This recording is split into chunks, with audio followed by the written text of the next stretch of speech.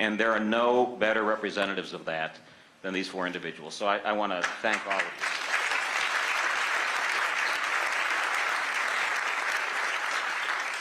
There's also another astounding fact about Washington that I didn't appreciate until I started coming down here a decade and a half ago, which is the longest 100 yards in the country, maybe in the world, is the 100 yards between the Senate and the House.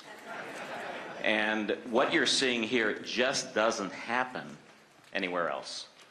The willing coming together of senators and members of the House in shared purpose, and the power of that getting together, building relationships, and finding ways to legislate together at the front end of the process is enormous. We're going to talk about that second, but where I want to begin this morning, gentlemen, is to talk a little bit about policy.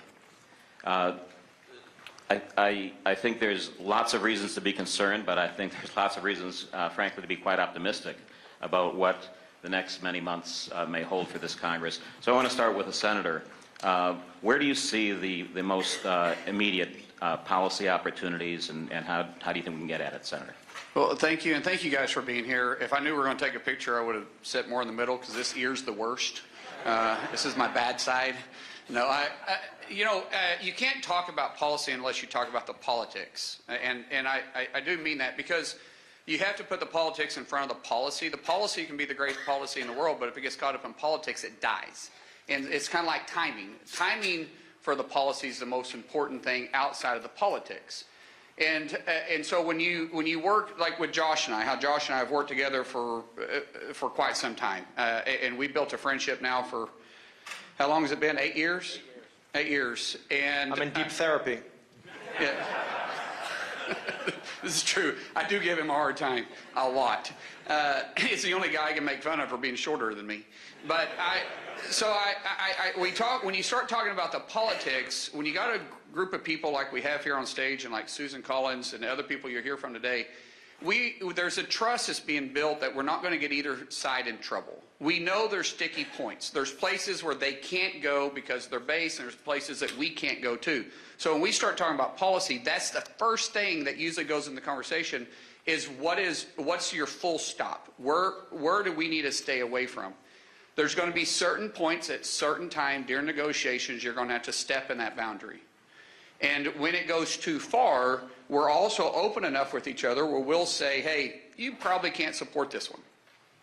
This isn't going to be good for you. And that's just the politics of it. But when you find the policy that you can move forward, you jump all in. Like one thing right now is permit reform. When you start really looking at why permit reform can actually be accomplished, is because one side is looking at wanting to electrify the country. I'm not there, but I'm saying one side is.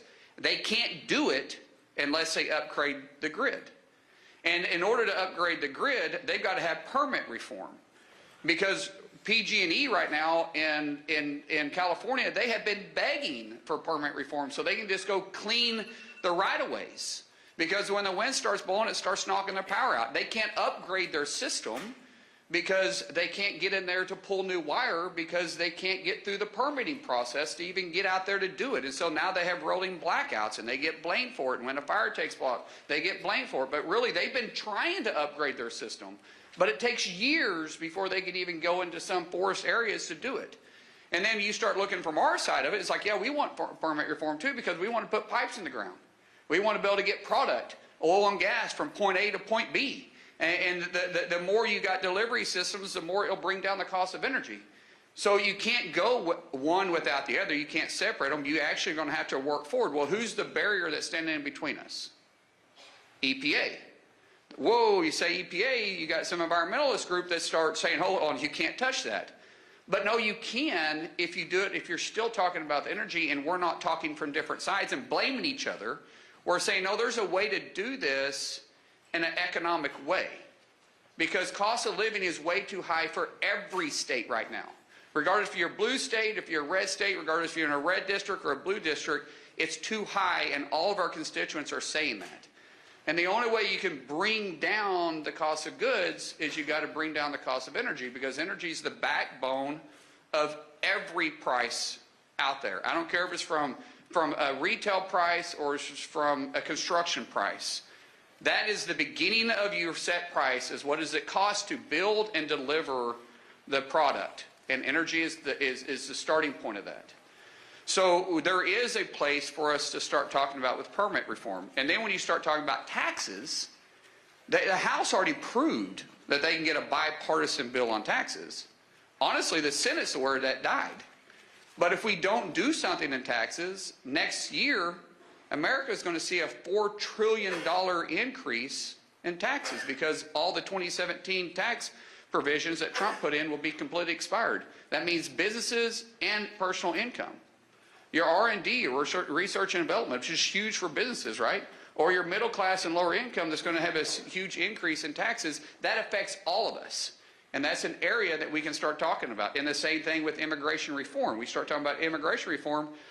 That was the #1 topic in most places. There's a big difference between immigration reform. That's why it's been 2.5 decades or 3 decades. I think it was Reagan. So it's been 3 decades, Josh? It's been, you was on his team, right? No, I'm kidding. You was a speechwriter, weren't you? Oh, wait, that was Bill Clinton, somebody who cut the deck. Yeah. Anyways, that's going to be a touchy subject, but this group, the people you're hearing from today, is going to be the people that's going to be able to deliver that, because we're going to build trust among each other and be able to work with other colleagues on the other side. So thank you for what you guys are doing. Thanks for this opportunity. Thank you, Senator. Yeah. So let me turn to your favorite sparring partner, Mr. Gottheimer. You've set the table, you laid out sort of the table of contents. We've got permit reform, we've got immigration, we've got tax. Take on any one of those. What do you see as the possibilities and a pathway? So first of all, thank you again. Thank you all for being here. Thanks to my friends for being up here too. Ex-ante Markwayne, obviously. I work out with this guy every morning. So the problem you have to understand is, if you've noticed, he was an MMA fighter in life before he was here. So at any moment, if you don't agree with him, he'll literally toss you across the room. So you have to be very careful on how you disagree with him and engage. And you're tossable, Josh. So. Auntie, I mean, you sure? If I stood on your shoulders, we could be one full person.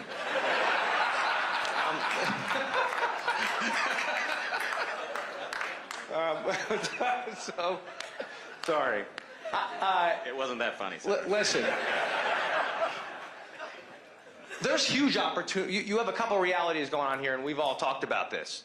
In this new Congress, you have for the first 100 days, a 1-seat majority in the House of Representatives Republicans are dealing with, which is not easy for any party to have to deal with. And obviously a narrow Senate, but it's the House that I think is going to be a real challenge. And you have people in seats that are swingy, and you've got midterms coming up, and that will hang over everything. But you've got a new president with an agenda. So the question is, how do you get stuff done? I'm hugely bullish on the idea that it will take us all working together to do it. And I think that's well set up for groups like the Problem Solvers Caucus and those of us who are sitting down regularly just around the table, which we've been doing. And by the way, that's how, if you look at the biggest legislation over the last 8 years, 10 years has gotten done, it's because groups of us have been willing to actually talk to each other and figure out, as Markwayne said, where are the places we can agree, right? There's plenty of places we're going to disagree, but where are the places we can agree and get to 80% and move forward? That's been the recipe for success. That's how every piece of legislation, including in this Congress, has gotten done. And it should be the recipe going forward. I look at the tax reform piece as a huge opportunity for a bipartisan bill. Because in the House, as Markwayne said, as really, I think, generating out of the House, you've got issues like the state and local tax deduction or SALT, that many of us from states like mine and Jersey are focused on how do we get more SALT there and how do we get tax cuts for people and make life more affordable. Because to me, the #1 message out of this election is, hey, people are hurting and they want us to make sure we focus on making their lives more affordable, whether that's energy costs, taxes, their health care costs, right? You name it. They want us to help listen to that and be responsive to that. And tax policy is the place to do it. And we're already talking about places where we can do it, including, as you know, Markwayne's good friend and good fellow friend of ours, Jason Smith, who's the chairman of the committee, of the Ways and Means Committee, he gets that. And I think there's a huge opportunity for us to do work there together. And I think Ritchie and Dusty and I, if we all hang out together and spend time together, which is what I think is the best policy comes out of, best durable policy, we can do that. And these other areas, like immigration, we've been working on for years. Forever, we've sat at the table on this. Forever. And we know where the answer is. The question is, are we going to have the courage to do it? Right? That's really the question. Like, are you going to want it as a political issue in the next campaign, or do you want to solve the problem? And I think we've got a group of people here and elsewhere that want to solve this problem. We know we have to. The people just told us we have to. So the question is, do you get a good enough group who are willing to do it? And I think we can. Thanks, Josh. I want to turn to Dusty Johnson. Dusty is one of the deepest thinking policy guys I've ever met. I would recommend all of you get on his mailing list. The way to do that is to send him a check. But the reason is he sends out periodically these really well done Lost my phone. discussions of current policy matters. So why don't you take some of that brilliance and share it with us today in terms of what you see as some of the ripe opportunities. Did you say Dustin with brilliance? I know. Was that bad? Do you put Dusty in the same category? I That's a apologize. first. No one's saying that about you, man. No, I didn't say that. In fact, I'm up here looking for my phone. I can't remember where I put my phone. Ritchie, yes. Yeah, Ritchie, So absolutely. as long as we're all sharing our workout stories, I'll self-report. I worked out twice in the gym about 30 years ago. It didn't do a thing for me, and I haven't gone back. So other than the things that have been mentioned that I don't agree with, both parties have a growing populist isolationism streak that manifests itself in trade, how they view Ukraine, Israel, Taiwan, and frankly, how they view immigration as well. It's going to be critically important that groups like this, in a bicameral, bipartisan way, understand that some of these things make sense. Listen, do we need to recalibrate the economic relationship between China and the United States of America? Absolutely we do. So it's not that we need to reject the whole idea of reform. It is that I think if we get caught up in some sort of populist rage, that we will be driven by xenophobia or industrial policy or protectionism or isolationism, and our country is there periodically, we could make all of us a whole lot less safe and a whole lot poorer in a hurry. And I think one thing that we can do is have a real thoughtful conversation about what do these trading relationships need to look like, what does aid to other countries look like, what is America's role in the world, and I have to tell you, the most thoughtful thinkers in those areas are involved in these no labels, problem solvers caucus type efforts. This is generational type impact we can have. Thanks, Dustin.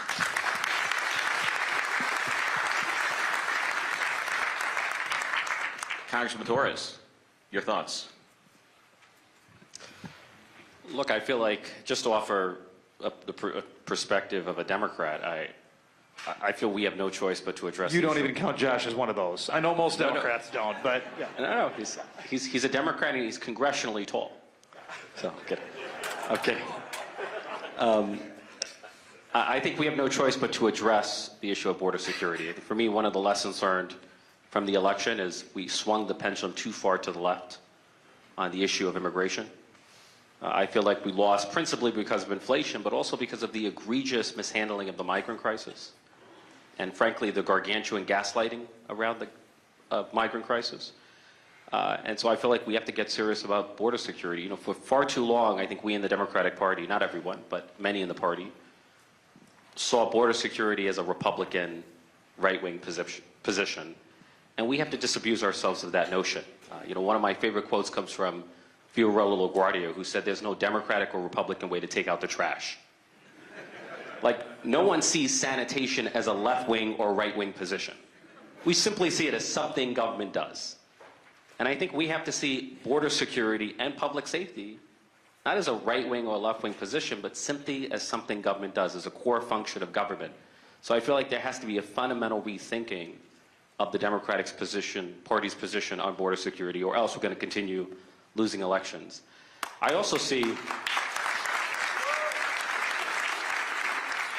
because, you know, I feel like the reason we lost the election was not white supremacy, it was not misogyny, it was incompetence. Like, people have a right to expect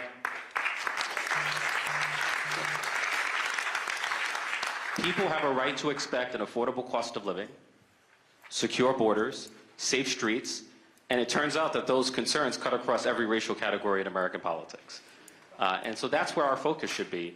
I also feel like I see the emergence, especially with all the rhetoric about Doge, I do see the emergence of a bicameral, bipartisan commitment to improving the efficiency of government, which includes the need to streamline permitting processes and streamline environmental review. And for me, I think what's often lost in this conversation is the human element, and so I just want to share a quick anecdote. I happen to be Puerto Rican. I care deeply about the island of Puerto Rico, which is home to more than 3 million American citizens.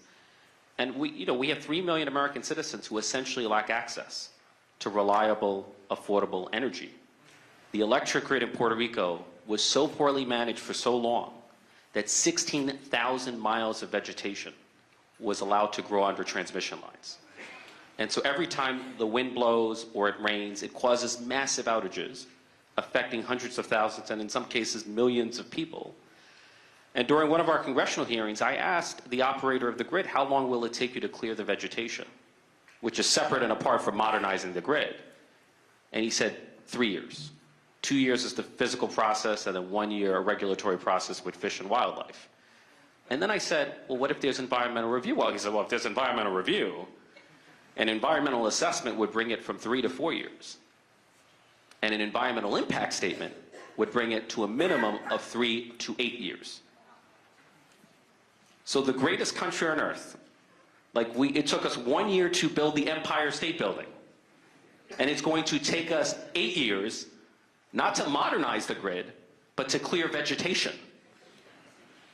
The system is fundamentally broken. And there needs to be a bipartisan, bicameral commitment to fixing it.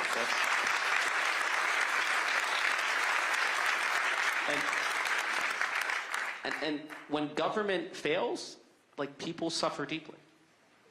There is no hope for Puerto Rico, and it breaks my heart to say this, there's no hope for Puerto Rico without reliable, affordable energy. It's foundational to civilization. And just to underline what Ritchie's saying, this is a uniquely American problem. The same kind of project you can get permitted in France or Italy in 2 years takes 7 years in America. The same project you can get done in Australia in 2 years. It takes 7 years to get done in America. It does not have to be this way. And can I add one thing to that? Sure. Because I think this is kind of what you're seeing here, I believe, is actually where we will do best in coming together. Right? So, yes, we all look at this challenge of how do we clear the muck from a different place. Right? In Jersey, I hate to say, it's the same thing, right, as New York and everywhere else. Everything takes forever. So people don't want to bring their jobs there because it takes them 6 years to put up a building, right, and 20 different departments and 20 different agencies to review everything. And we see it, we're doing it, we're trying to get infrastructure built, like a road, right, or a rail, or transit. It takes forever. You have the CHIPS bill, you're trying to build a new factory to help us compete. It takes forever. And so people are really frustrated. Ritchie's right. I've been going to diners and around Jersey because I'm running for governor. I'm running around Jersey, and every place I go, because everything in Jersey starts in a diner, everything good, every conversation I go to, and I said earlier this morning, also the end could also be in a diner where you can get whacked. Every discussion is nearly the same. I'm incredibly frustrated. Everything costs too much. Everything takes too long. Just get it done, guys. Why is this so hard? And I think that's our job, is to actually get stuff done for people. They don't care if it's Democrat or Republican, to the LaGuardia point. They just want you to do it, right? They want you to solve their problem. Can you be a problem solver? Are you willing to work with other people and you're willing to get it done? They don't want to hear about about the extremes and why they're screaming and yelling. They just want you to get stuff done for them. Thanks. Thank you all. Thank you. I want to turn for a moment to process. It's how do we get it done? And I think one of the things that all of you at No Labels can be so proud of is we have been the process enabler. We have been the convener. Love to get your thoughts on some of the process elements, why bringing members of the Senate and the House is so important, bringing them together. Want to talk about that. want to talk about one of the elephants in the room, which is, will the Democrats be the resistors, or will they be participants in this process? But let me first turn to Senator Mullin, who's really been on the forefront of bringing our group together and leading the charge. And Senator Mullin is very well respected by the administration, has a very close relationship with the President-elect. Talk about process, talk about how that relationship may help what we're trying to get done here. Yeah, absolutely. First of all, Ritchie, I'm telling you, I'm so impressed every time I hear you speak that he needs to be the one articulating this. I mean, the way you articulated that and laid it out in such a precise way and left emotions completely out of it, brother, I'm thoroughly impressed. I mean, I've heard you talk before, but that was impressive. And I mean that. I mean, he's not really an attractive guy, but he talks well, so I mean, he could... He's not like Obama or anything, but I mean, I just... So, anyways, you know, the process really is breaking down the barriers. First thing I noticed when I got over to the Senate was, you're right, the 100 yards between the chambers is the longest 100 yards you've ever went in your life.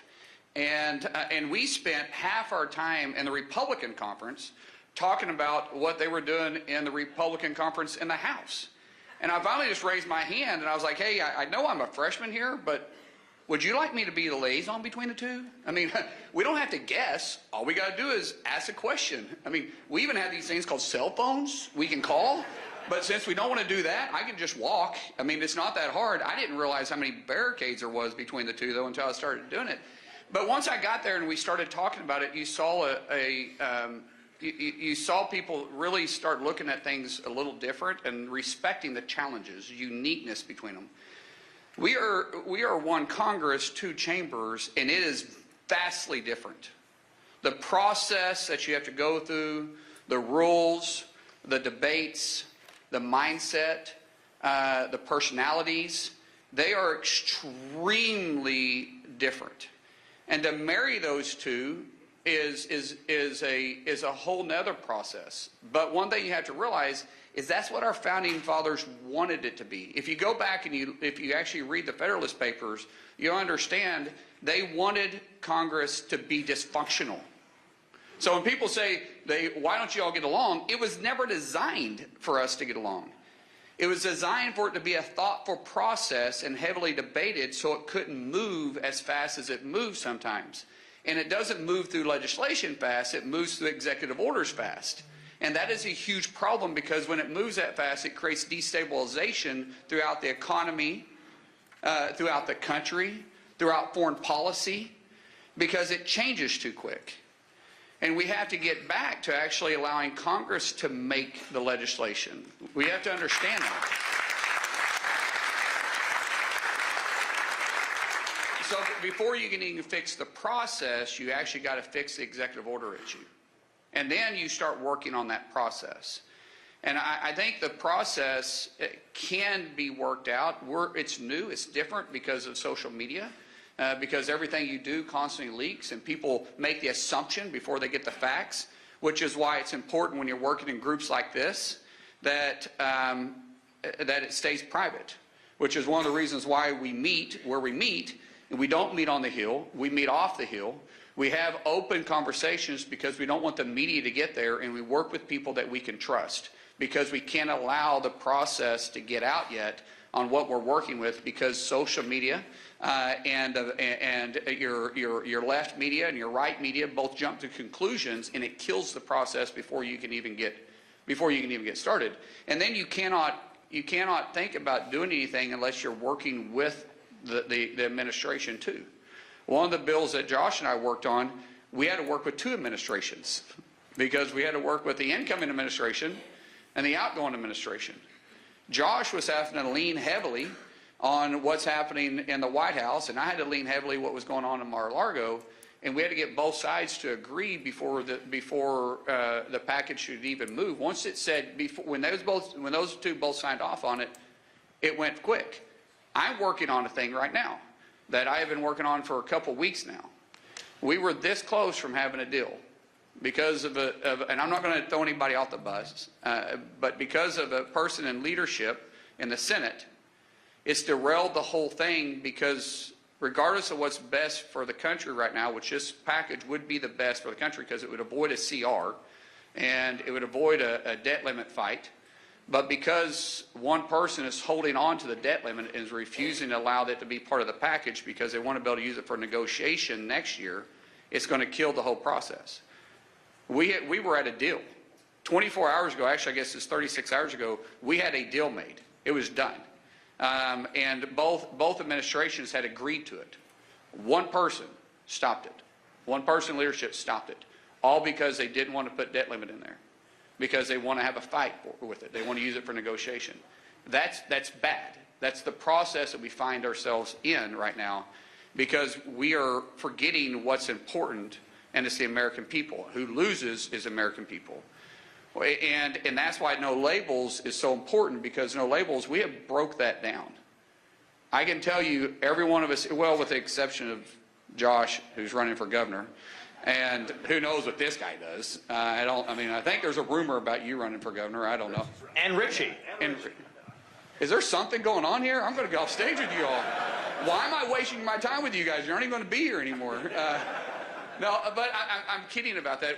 But with the exception of this group, politics does get caught up in it. I mean, we're already talking about midterm elections. I really think we have 6 months to actually get something done. After 6 months, everybody starts splintering and starts worrying about their primary and starts worrying about their general. Think about that. We have 6 months to get something done for the country. To leave the politics behind, to leave the party behind, and just do what's right. What a crazy idea. Do what's right for this country. And you guys participating and us participating, we can actually get some real accomplishments in 6 months. Outside of that, it's going to be tough. Thanks, Senator.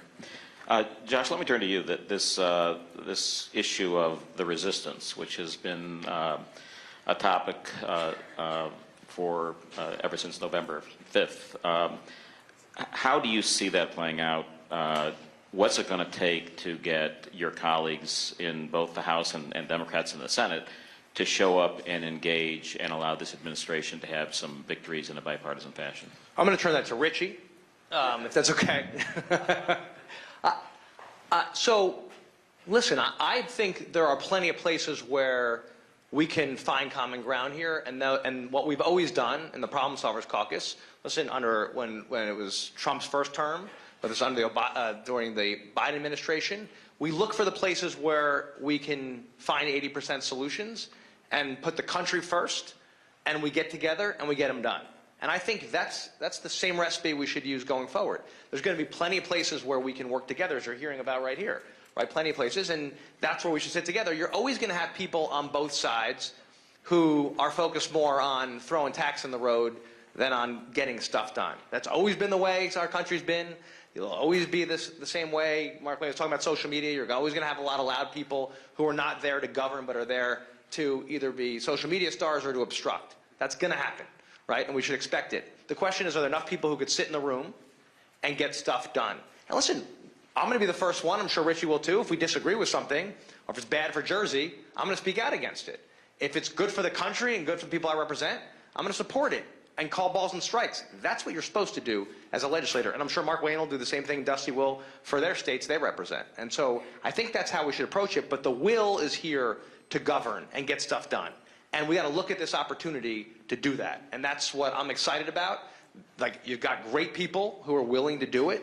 And now we just got to take advantage of this moment. And listen, the fact that you all have been so supportive of people who get in the room together and are willing to do this and have the courage to do this, I think we've got to make sure we keep supporting that and not run off to our respective corners.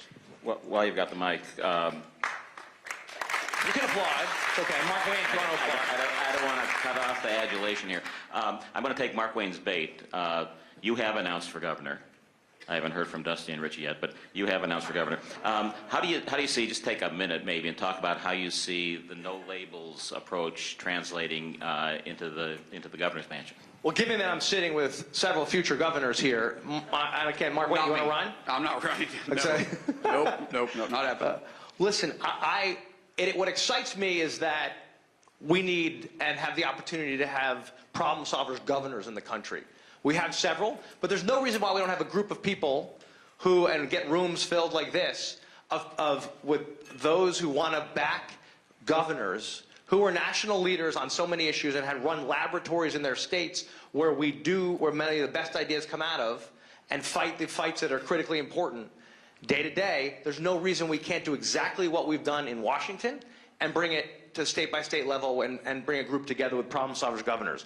And that's going to be something that when I get elected, first thing I'm going to do is try to get governors from around the country to get in a room, and hopefully with a lot of people like you, and say, what can we do at the state level of bringing people together to solve the same problems that we're trying to solve in Washington and bring the same spirit of putting the country first. So that's the plan. Thanks. Thanks. And Dusty and Ritchie have signed up already. Let me return to the Beltway here. Dusty, you've been a part of several sessions. You've seen what works and what doesn't work, and you've been an important part of making things work. Talk a little bit about process. Maybe just sort of crystallize why it is so important for senators and members of the House to be engaged early on in the dialogue. Everything is a lot harder than it should be in D.C. Everything is much, much harder. Josh is right, though. Every single major legislative package in the 6 years that I've been around had the problem solvers or that type of folks right there at the start. And there are people who care about the politics only, and then there are people like Markwayne who understand that the marriage of the politics and the policy is where real magic happens. And so from a process perspective, it is the problem solvers who understand that marriage of politics and policy. That politics is the art of possible. But that we can't just play the political games. And Andy, I got to tell you, there is a lot of reason for optimism. I know there's a lot of trepidation. We don't really know what the next 2 years or 6 months will hold. But I do know that every major accomplishment of the 119th Congress will have the people on this stage involved in the earliest days.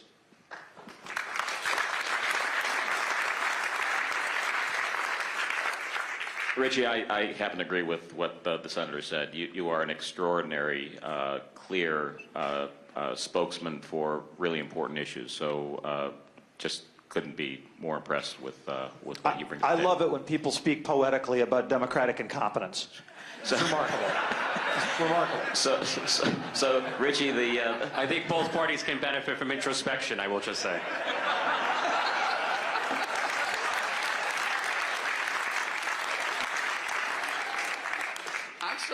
I'm still upset that you're even considering running for governor. I mean, I just found a friend, and now you're leaving me. It's like, I was like, we went on one date, and you're dumping me. I'm exploring because I'm wary of commitment. I'm committed. I've been married for 27 years, but I'm thinking about jumping ship here. No, I'm kidding. Here's one of my frustrations, one of my self-reflections, is I feel like federal governance consists of blue state representatives like Josh and myself, passing laws like the Inflation Reduction Act and the CHIPS Act, whose benefits overwhelmingly flow into red states. And the reason is simple. Those are the easiest states to do business and the easiest states to build. Like state and local governance in states like New York is fundamentally failing. And that's why part of the reason I'm exploring a run for governor is, can we fundamentally improve the quality of governance in states like New York and New Jersey? Because what good is delivering resources from Washington, D.C. if those resources are inefficiently spent? I mean, think about the AI revolution, right? The AI is going to lead to the proliferation of data centers, which requires huge amounts of energy. Where do you think those AI centers are going to be sited? It's not going to be sited in New York, which just closed Indian Point. And I think nuclear happens to be the most reliable form of clean energy.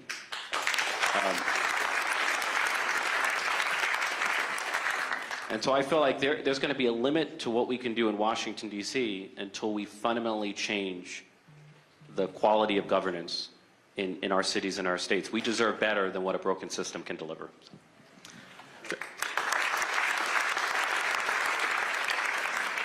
Sadly, our time has come to an end, but I'm hopeful that you will take away from this conversation the optimism that I have in hearing these folks engage, talk about the issues substantively, There's obviously a level of camaraderie here that's fundamental to being able to get to solutions. Couldn't be more impressed, more happy that you're on the team. Senator, Congressman, thank you so much for this morning. Thank you so much.